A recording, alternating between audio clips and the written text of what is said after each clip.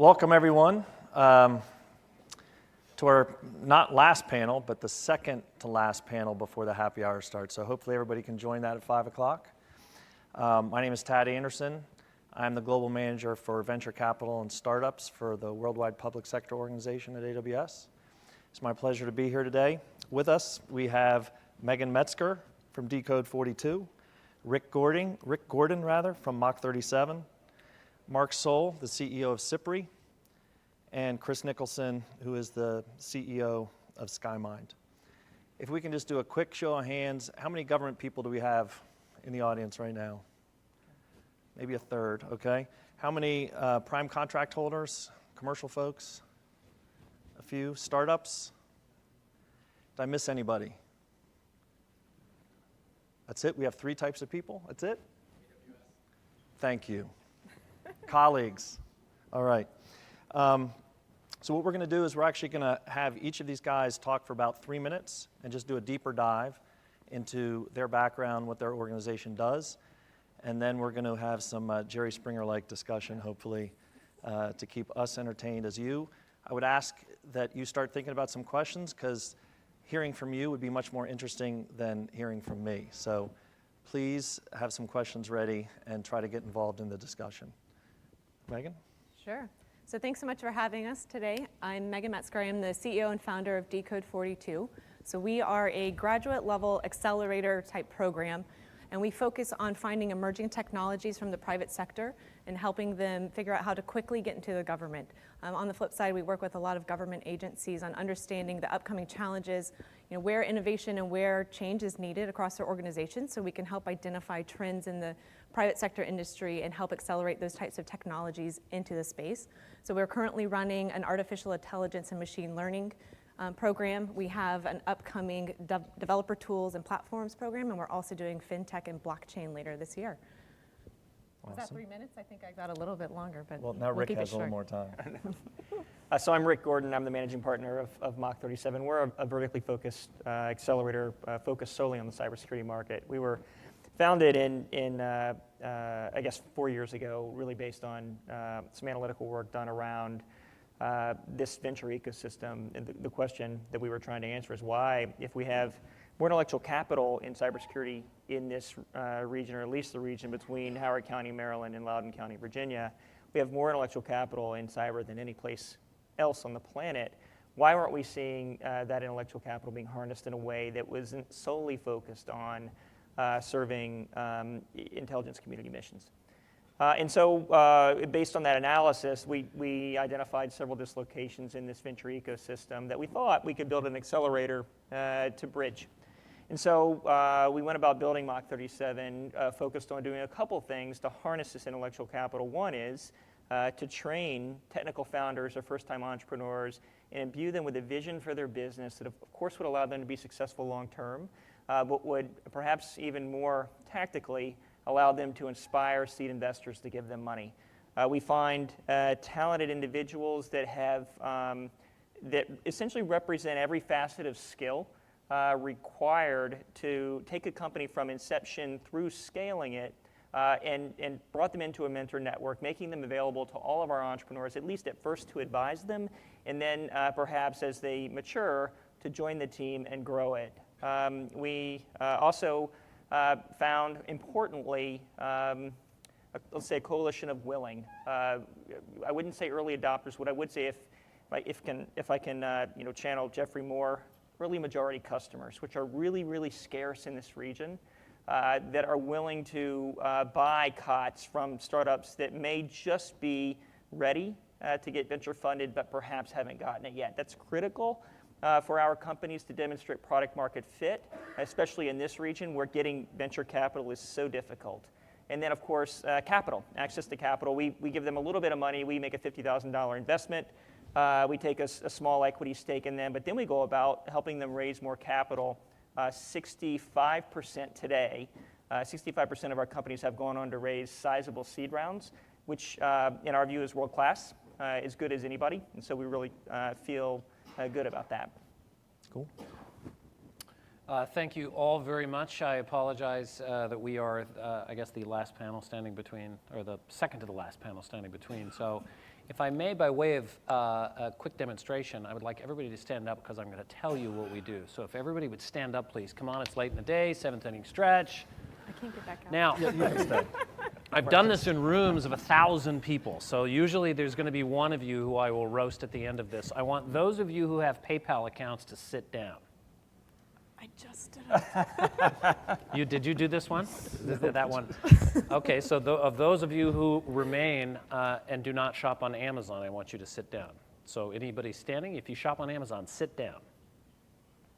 So is anybody still standing? Yeah, so normally, well, it's 2 questions. Normally, it doesn't go that fast. What our company does, I was an entrepreneur in residence at PayPal. In the United States every year, there is $30 trillion of $72 trillion in commercial payments that happens that is still conducted on paper, check, and in cash. And what was just demonstrated in this room, and this is a pretty digitally savvy room, but I've done this in some very, very large rooms. And those who have PayPal accounts, Venmo accounts, have a Gmail address, have a Facebook account, shop on Amazon, Starbucks Mobile Rewards, have an ATM debit card in your back pocket. Those are now all routes for us to be able to make payments on behalf of Global 2000 and government remitters. The United States Department of Treasury issues about 3.2 billion payments a year, balanced to the penny, they claim. And they are still doing north of, so these are Treasury dispersed organizations, and the NTDOs, the non-Treasury dispersed organizations, make well north of 100 million paper check-based payments. Those are ripe for movement to a brand new set of highly dense networks like we just demonstrated together standing in this room. So what our company has done is we have developed a patents and patents pending software architecture, scaling and running on Amazon Gov Cloud, and we also have initiatives going right now with C2S for the intelligence community. The federal government represents, as well as other public sector payers, represent what we think is a really very, very interesting opportunity, not only in the payments business, but for other startups, that if you are bringing something compelling that takes advantage of where we are in cloud computing, and you have something that is very easy to understand and easy to sell, we really do think there are enormous opportunities, and I'm delighted to be here today to share with you some of our experience in the public sector. Thanks. Cool. Hi, everybody. My name is Chris Nicholson. I'm the CEO and co-founder of SkyMind, and I would like to ask you some questions. How many of you have heard of deep learning? Please raise your hand. Excellent. For those that don't know, deep learning is state-of-the-art artificial intelligence. It's producing record-breaking accuracy in a number of problem sets like image recognition, fraud detection, and others. How many of you have heard of Red Hat? Almost everybody. It's the world's largest open source software company. SkyMind is Red Hat for deep learning. Right? We are an open source software company that supports a framework called Deep Learning for J. The J is for Java. Java is the world's largest programming language. We built something called Deep Learning for J, and it's the most widely used open source AI tool for the JVM. So if you know how Red Hat works, or you know how Cloudera works, then you know that they come in and they help you use their tools, and they train you on their tools, and then they support those open source tools going forward. And that's our business model. We do support, training, and services. So SkyMind is a 3-year-old company. I moved to Silicon Valley 4 years ago and landed in a hacker house where I was sleeping in a room with 5 other snoring guys. And in that hacker house, I met my co-founder, Adam Gibson, who's the creator of Deep Learning for J. And we now have dozens of engineers in 8 different countries around the world, most of them here in the United States on both coasts. And what we do is we work with large organizations, helping them build cutting-edge AI solutions. And those organizations include government agencies. So we are working with DHS on risk profiling, for example, and we are working with major banks on fraud detection. And we're working with robotics companies on image recognition. So those are the things that we help people build for themselves, and then we support that. That's SkyMind. Great, thanks. So we have 4, myself included, all entrepreneurs. I happen to have been a Govy as well as an entrepreneur, now with AWS. But let me throw this out. So why is this panel important? Why are we having this discussion? Why is innovation so important now to bring to government, kind of now more than ever before? Sure. So I can start with that question. I think we've all been hearing the word innovation for the last 20 years, but something about the current period of time feels very different, and I think that's because it is. And what we know to be true is that private sector and technology in general is innovating much more quickly than ever before. And that matters for a couple of reasons. I'd say 3 specific reasons that pop to mind. First of all, from the government's perspective, it is very important to make sure that we're keeping up with what the rest of the world is doing. So our adversaries are gaining access to technology that far is kind of blowing past what the government's capable of doing, and it changes every single day. So we need to protect ourselves against the foreign entities and our adversaries that are going to use technology that we don't have access to just yet as a federal organization. The same is true for just economic implications. So if I look at the gentleman here on the panel that just spoke, the payments and processing the billions of dollars that come through the federal government every year and down to education systems, every single agency needs to be thinking about the future and leaning forward in order to keep up, just as a country in general. And the last is just expectations, I think. I woke up this morning and I said, Alexa, what's the weather? Turn on my lights, lower my temperature, and can I get there in time? And then, if you go to a government agency, or let's just take the IRS website, or, this made some significant strides, but pick a form, if I still have to fax it in some agencies. So the expectations between what citizens need to engage with an organization like the government have drastically changed. And guys, none of you are shy, but feel free to jump in. I know there's some early security cyber stuff. Yeah, no, so she nailed it on that one. So I would just say I woke up this morning after my 6th snooze, asked Alexa, would I get there in time before I asked anything else. But here's, I look at the world from a security prism, and I think you really identified the fact that the adversary continues to innovate incredibly fast. Didn't used to, at least our perception of that hasn't always been that way. I recall, back in 2002, 2003, when the cybersecurity industry was really very consolidated with, let's say, 5 vendors controlling majority of the market, and I think they looked those vendors. They looked at the market, or they looked at the innovation as a threat to them, and so they would. For example, I was invited out to a company who I won't name, but rhymes with Aerosign, to talk to them about some innovative techniques for doing massive scale key distribution. And it was clear after I'd been there for 10 minutes and was admonished by the senior engineer that they had no intention of adopting our solution. What they wanted to do was to make sure that we weren't going to threaten the money gin that they had, and they certainly did. What they failed to realize in the security space is that it wasn't us they had to worry about. It was the adversary that was out innovating everybody. And I think the adversary won, at least toward the end of the last decade. We started to realize that. And now government customers, regulators are demanding security solutions that work, which means we need to innovate faster and faster.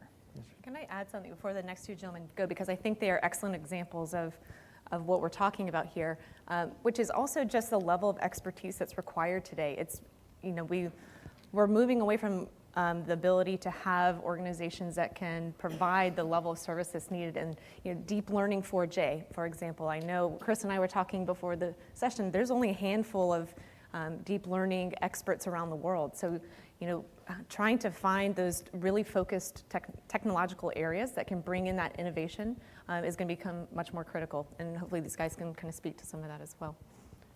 Yeah, and I would just add, we're not in the Sputnik era anymore. There was a time when government R&D really led the way in many sectors of technology, and it still does in some, but the landscape has changed and the balance has shifted towards the private sector. Tech has really flourished since the early 60s, and what that means is that we should find new ways of establishing partnerships between the innovators in the private sector and the agencies who can really use some of that new tech that they often are not aware of.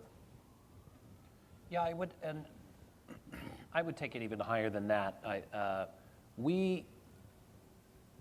There's two paths to get there.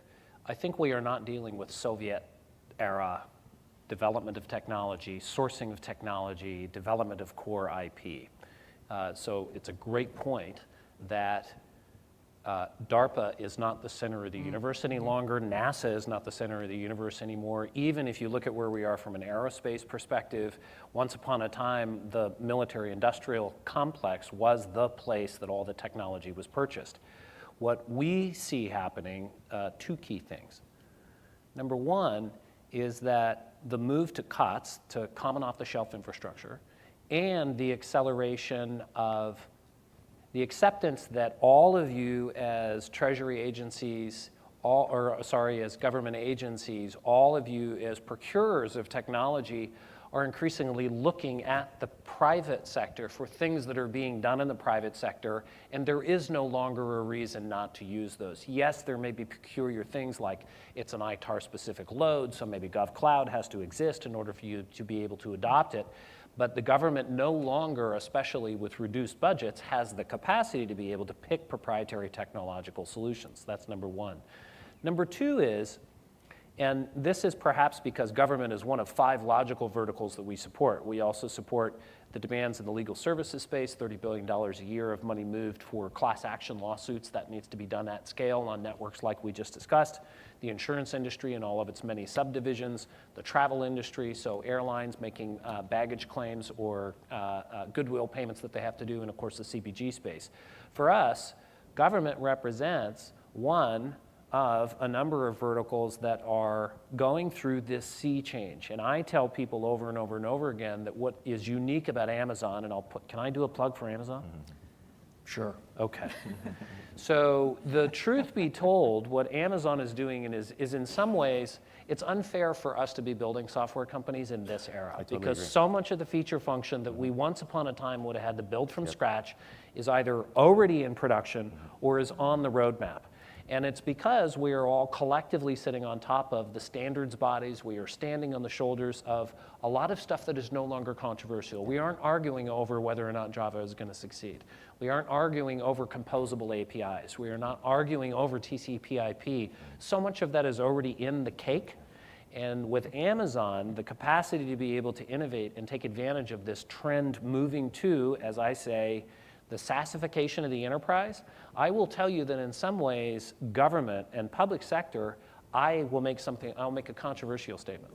I think that the public sector actually has an opportunity to leapfrog the private sector because of your ability to make monolithic decisions. You can make decisions and actually can shift what it is that one given agency does, and you have the money behind it in order to leapfrog where you are. There is an inherent tech debt that exists for many of your agencies and for many of the things that have happened. And so your ability to leapfrog and jump 3 generations ahead, you are being trained and you have the dividends of being able to see much of what's happening at a place like Amazon and in the private sector. And we see actually an ability for you to assimilate the technology faster than some of your private sector peers. I totally agree. The difference between this tech boom and the 1990s when Google was born is AWS, right? You can blame them, you can credit them, right? They are the catalyst that's making it easy to test out new technology and make it accessible to the world. And that dial tone is almost free. Mm-hmm. And I'd even go a step further with government agencies and say, not only can you leapfrog the private sector, but you can shape the future, right? You represent the world's largest purchaser of goods and services. And there are a lot of startups in Silicon Valley who would give their left arm to be working with you, but they don't know how. So let's go down that a little bit. So the government is the largest procurer of technology in the world. You guys are you've had commercial success with your technologies. You've chosen to try to bring that innovation, that technology into the government as a segment. Talk to us about some of the barriers that you guys see. Obviously the market size was an attractor, but talk to us about some of the barriers. So I mentioned a little bit ago about the scarcity of early majority customers. If everyone remembers anything about Moore's crossing the chasm, and I apologize for being old school, but the framework still works. Early majority customers, which are really scarce in this region, are typically what you would consider earlier adopters of COTS products. They are forward-leaning buyers that want a new capability, but still have a significant concern about things like customer service support and your balance sheet, which of course means you need to have venture funding in order to get into that. I'm not seeing the behavior. You know, I'm actually hopeful, and I actually agree that the government could be an incredible catalyst in this way.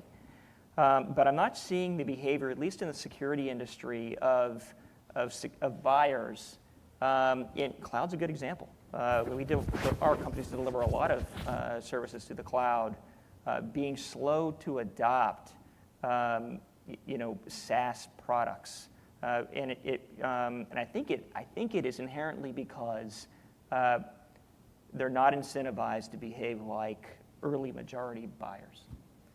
I mean, I think I set the record for the world's longest series of proofs of concept that I carried with the government for a long time. I couldn't get them to make a decision to do an enterprise purchase for in the secure mobile space several years ago. Until JPMC bought your product, and then, So we work with, throughout the course of a year, by the end of this year, we will have basically lived this pain over 40 times. So with the number of companies that we come through. And so, we all know that it's a slog. I mean, there's no secret there, but there's definitely some low-hanging fruit of things that could change, for the government folks in the room that create some barriers. And the biggest thing that we hear often is we don't actually know what you want. So if you step outside of the acronym soup that we all know and talk and don't even realize we say it anymore, if you get through the first paragraph and there's more than 5 acronyms on what your scope is, you've lost 90% of the private sector says, this must be wired because I don't actually understand what they need, what they want. And it's not as obvious as we think it is when we look at what is the mission of that program. We know it very well, but it's not very obvious or transparent a lot of times. In addition to that, we also, because we are so accustomed to the current procurement system, the way that we still write requirements is very centered around what we think we need and how to get to that solution. So we often hear that we wished the government would go more towards, tell me you want to go to the moon, don't tell me that you need a rocket with 2 engines or 2 jetpacks on it. Jetpacks, that's the new rocket term these days. I'm clearly a space person, right? And then also just the transparency across the entire procurement cycle. Put yourself in the seat of a private sector company, especially a VC-backed company. Every quarter, they're going to say, have you met your quota? How are we doing on sales? Are we moving forward as an organization? If you're the sales guy in federal and you're the first sales guy, we kind of jokingly say be number 3 just because it's going to take that time to get that traction. So take that one step further. I respond to a solicitation. I throw it over the fence. I'm going to be asked constantly, how's it coming? What's the status? Where are we? Is it going to close? And the answer is, I'd have no idea. So just a business alignment and just an actual cultural fit is part of the barrier, but there's definitely some things we could do today to change that. Okay. We could talk about procurement reform for a long time. Well, I could write a book. so if asked the question, what were the key barriers, I would have to say, and I could argue, I'm a Jesuit educated kid, so I could argue it either way.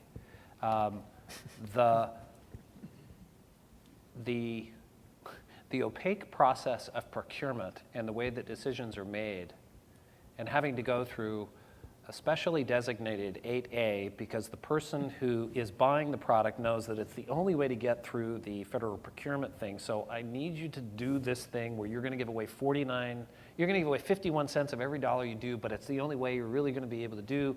And we're going to have to continue to call this a pilot. And I know none of us are used to buying a service. You have to put on your big boy pants. And if you really do want to penetrate the public sector space, you just have to be prepared as an entrepreneur to do that. Now, I will offer an olive branch to those of you in the room who are on the other side of purchasing this. Be as clear as you can exactly to that point of, this is the thing that I need. I am prepared to, as much as I can, buy it from you off the shelf. I don't want a lot of customization. And I am also prepared to, in some instances, argue what is a slavish dedication to, well, the paper says that I have to have this. There is a big difference, for instance, between secure and compliant. There is a very big difference. I'm sorry to interrupt. Between the two. Let me push back on that, though, because I thought I heard something different from Megan. It's, do we, as entrepreneurs, do we want more specificity in the procurement doc, or do we want less? Do we want less prescriptive? Like, we want to know what the end state is, but we don't want to inhibit innovation, or how an entrepreneur can give that to somebody. So I was going to come around to that. I don't find, at least and again, because we do not natively focus on the public sector, but I do not find the way that you come to conclusions about what it is you need that unlike public sector customers, or I'm sorry, private sector customers. And large organizations, particularly because we serve other global 2000s, in some ways have the same aversion to going to the cloud too soon, buying the wrong thing. Do I really know that I can depend on you as a startup company? I know you're only 20 people. Those are consistent, and at some level, as an entrepreneur and as a CEO of a company that's doing this, you have to be prepared to answer those questions, whether it is the public sector or the private sector. As to specificity of demands, again, one of the great challenges is some of these things have never been done before. So all of us should take a step back and exhale and say, we really have no idea what we want, but I know what's close.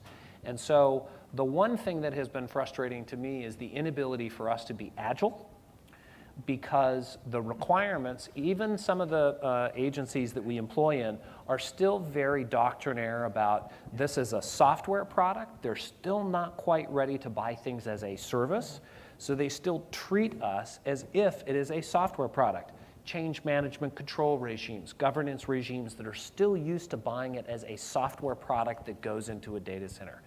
That shift is happening, and there's no way to run from it. So I would say the lack of specificity is something all of us have to get comfortable with as procurers of technology in general. I don't know whether or not we can really sweat it by trying to be more specific. Okay. That's, in my estimation, a waste of our time.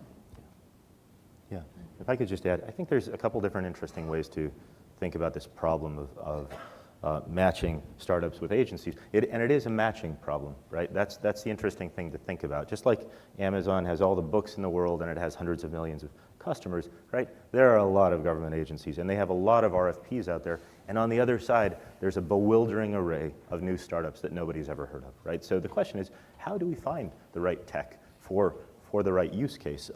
And the answer often is to go through brokers or tech scouts like Megan and Rick here, who are helping to surface some of the cool stuff coming out of other parts of the country. The other thing I'd like to point out that I see happening in AI is in the US government, I think there's some concern that other countries are trying to catch up with us, right? The question is, are we going to remain number one in AI? Because we've been very successful so far in attracting the global talent and the global capital to build a lot of cool new AI stuff here in the US.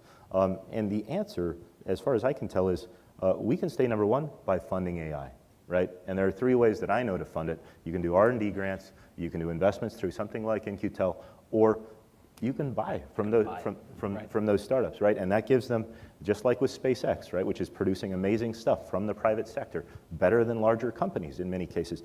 Just like with that, a large deal will enable a startup to create even better technology for you. Okay. So I don't want the audience to be shy. I mean, we've talked about a couple different things, or a lot of different things. Who wants to get involved? Sure. Yeah. You have a strong voice. So I work in the civic tech space, but more in an international development context, and I'm wondering if you could sort of unpack a little bit further this idea of, say, focus on the issue of procurement. I guess you'd be familiar with startup City Lab, Sasha Haselmeyer, and just long story short, so let's just say that the problem in this case between the sector is pedestrians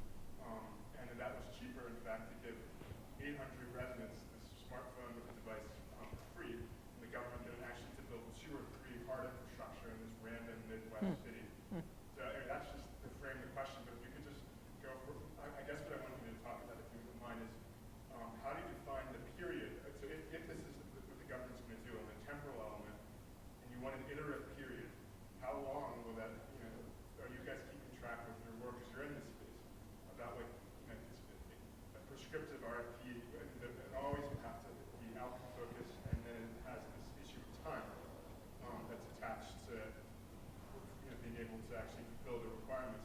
So it's sort of like, do you give like 3 months, or obviously it depends on a lot of stuff, but if you could just focus on the issue of time and the appropriate assignment of time for iterative-based responses in public procurement for projects. I mean, of course, I'm going to say it depends, but I do think that there is a difference in kind of when we're talking about the, where we see differences in the private sector and the federal government. I actually just had this conversation with an agency who's about to run a proof of concept leveraging some AI solutions, and the question was, do you think that they could put out a proof of concept in 3 months? I was like, probably in 3 weeks, actually.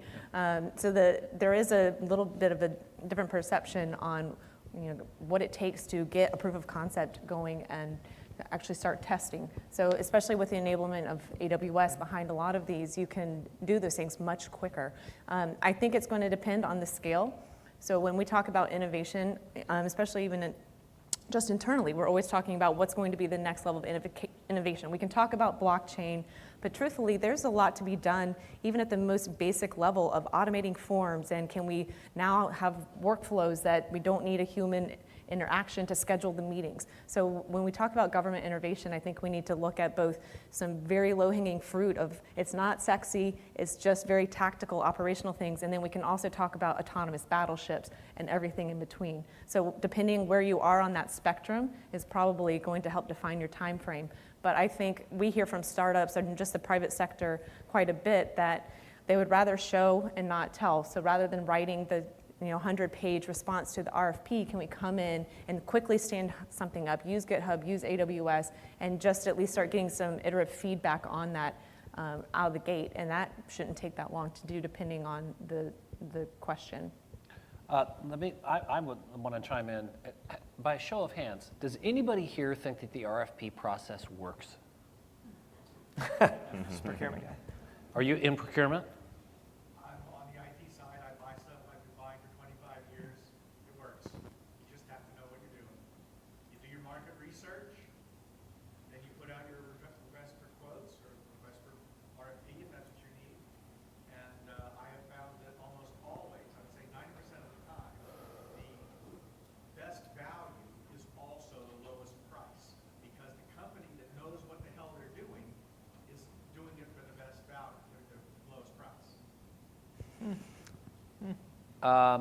I know you guys don't agree with that. Come on. Well, so I'm going to take a contra view, because I'm controversial. We have got a policy internally that we no longer respond to RFPs. We simply don't. And there's a couple of reasons. Number one, we think that the RFP starts with a flawed logic, which is that in order to respond to an RFP, the RFP must presage what it is that needs to be procured. And that there are relatively few, unless you're talking about very specific technological pieces that you are either doing replacement technology, and it needs to replace on a feeds and speeds basis, one thing for the next. We, however, are finding this, and I'm now, again, thinking globally of our Global 2000 customers. The RFP process we would like to see relegated to the ash bin of history, because we don't think that people are smart enough to know a priori exactly what it is they want, and this is the innovator's dilemma. Right. That frequently what is being developed now, you realize no RFP would have requisitioned the iPhone. No RFP would have requisitioned AWS, because you never would have been able to describe it in the beginning for what it is in its feature maturity today. Yeah. The cost of building it could easily have been in the billions of dollars, and nobody would have, Bezos would never have funded AWS if it had been procured through the RFP process. And the only reason I say that is maybe the time has passed for us to think that technology can be bought with a prescriptive, this is what it has to do, and that there should be a more open dialogue with a series of people who may have the capacity to get you to the moon, not to get you there on the rocket of your construction. So may I respond? Please. Of course. Come on, Wayne. First,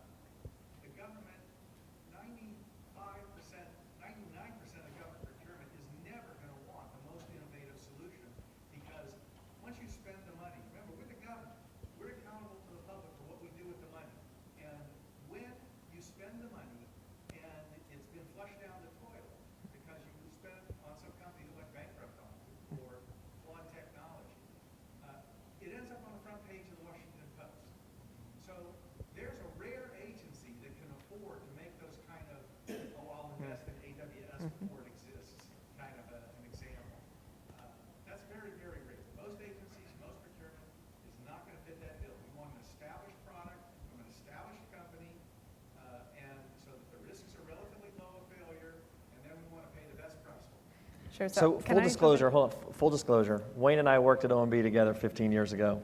Oh, he was in that's why he's here. He was in the federal financial management He's arm. heckling I was in the Ted, I IT get it. and eGov arm.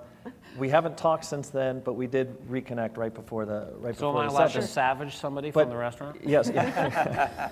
So I want to reframe that. I want to reframe that, though, because it's something I talk about all the time.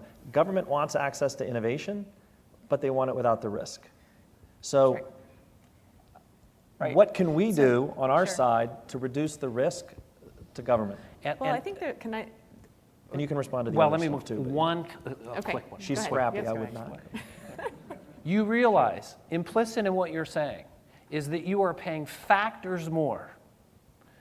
You are vastly behind the curve in terms of the things that actually matter, which is your job, which is what you're supposed to be doing, is actually affecting the outcomes, achieving mission motivation of your particular agency.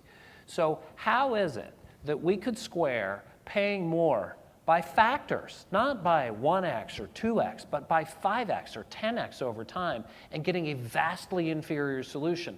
Surely there is a way that all of us can conclude in this era of trying to do more with less. And you're surrounded by companies who are going through the same tension. You cannot say that the RFP process and that you're sitting in your chair knowing and wanting the lowest risk solution is the best way for us to proceed. I'll just give you one example. In 2010, that was years ago, through a RFP process, or RFQ process, where I knew none of the companies bidding, we purchased AWS for the consumer financial protection.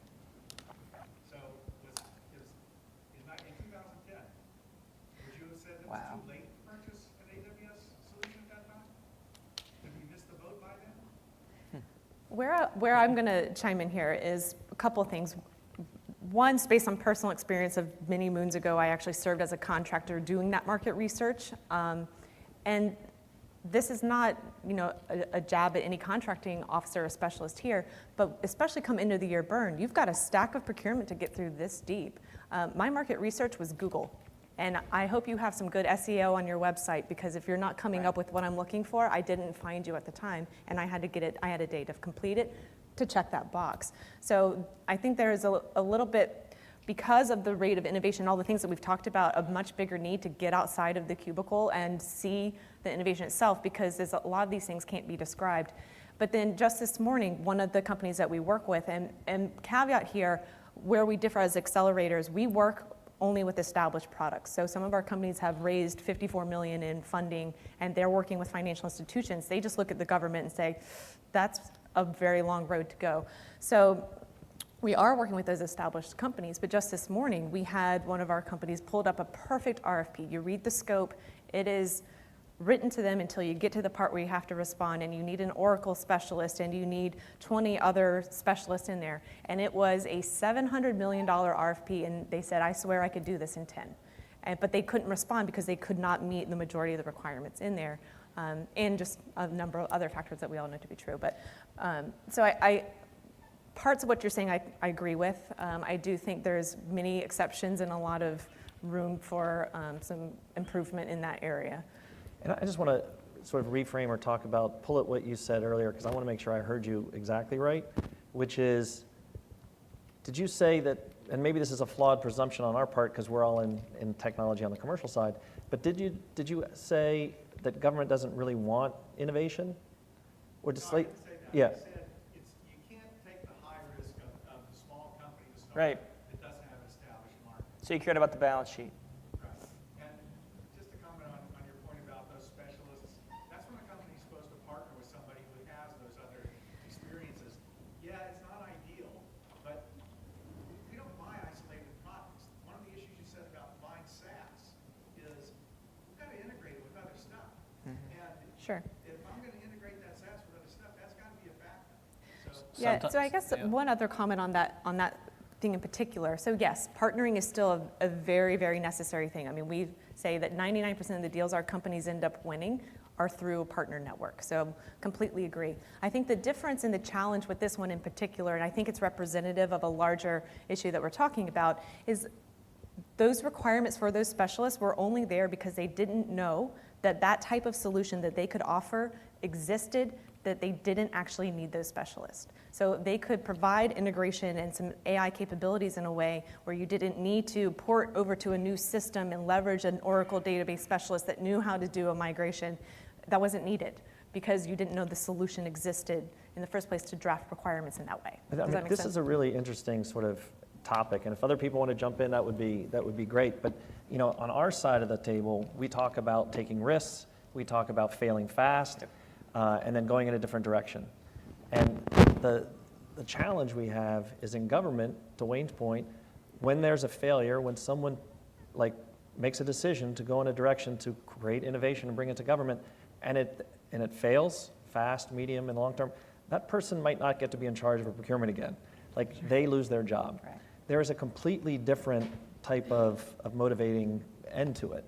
And I'm not sure the solution for that, but it would be awesome to spend a couple of minutes or hear other.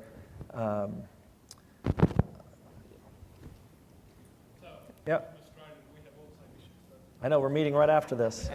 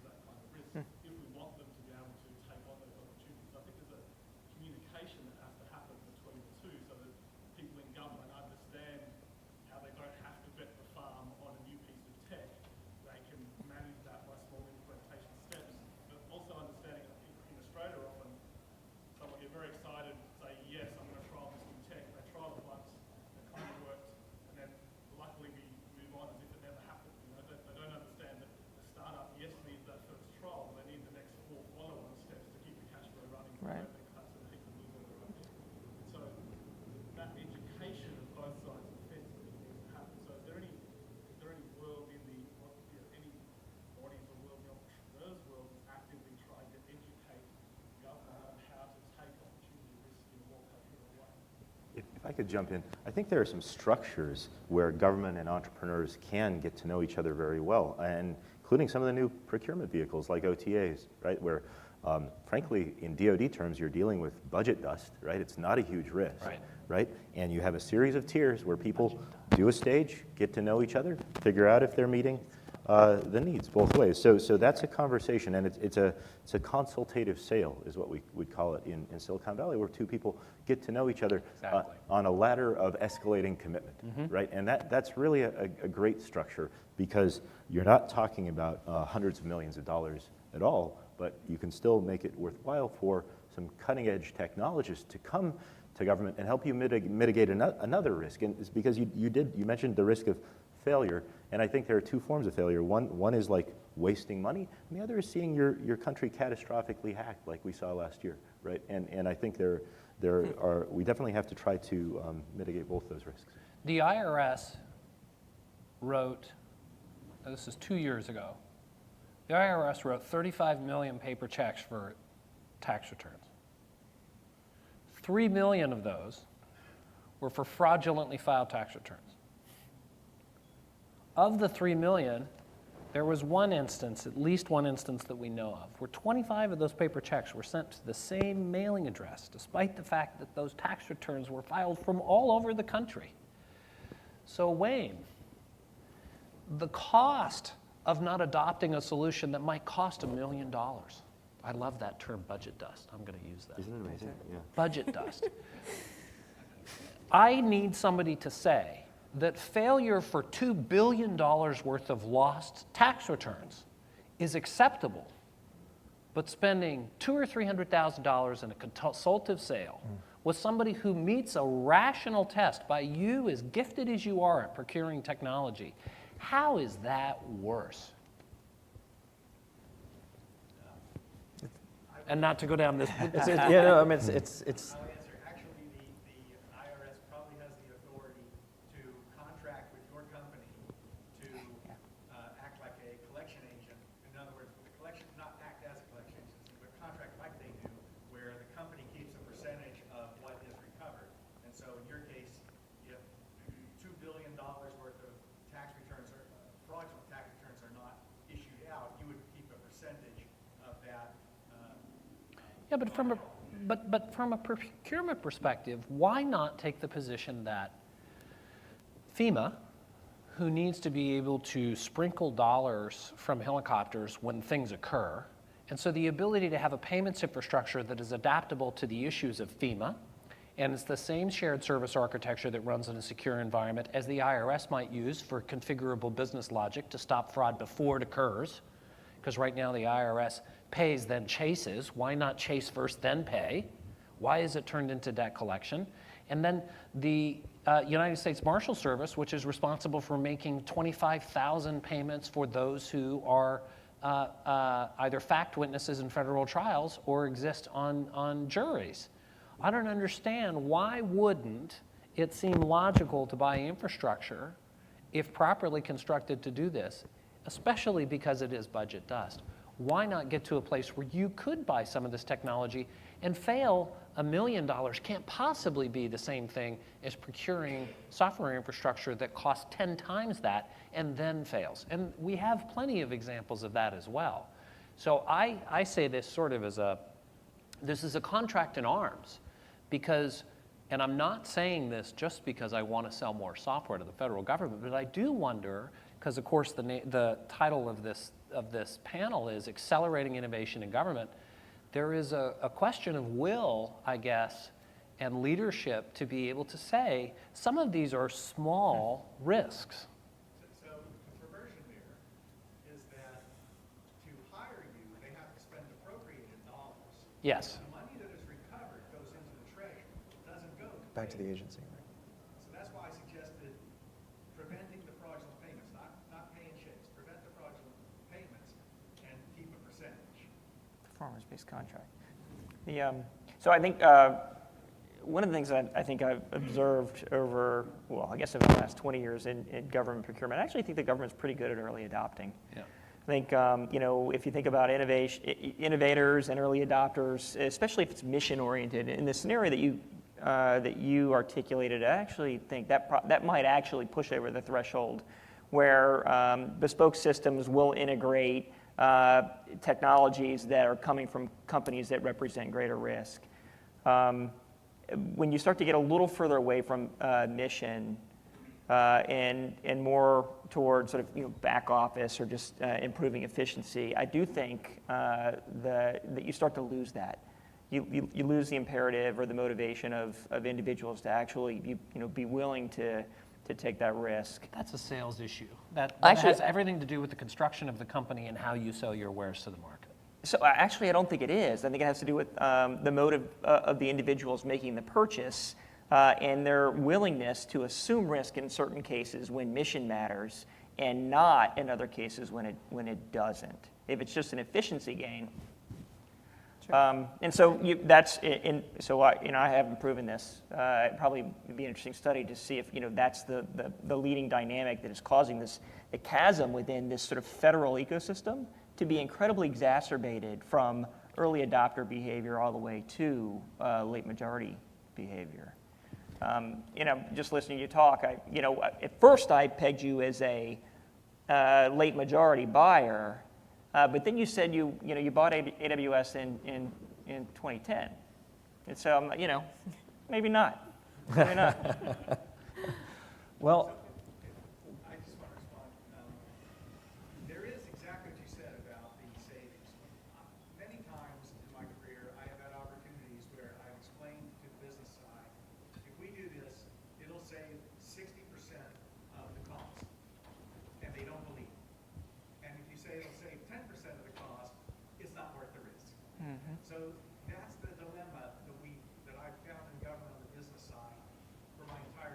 By the way, that's not differentiated from the way the Global 2000s or other enterprise customers. Everybody is looking for that 4x, 5x return. But there are, especially in, say, the payment space, there are downstream advantages of inheriting solutions like this. And again, we contend for everybody sitting in this room, the risks are getting smaller and smaller and smaller because it's not as though these are expensive systems that in order to prove themselves actually have to be integrated. We have been delighted to find many of our customers saying, you will become the new system of record.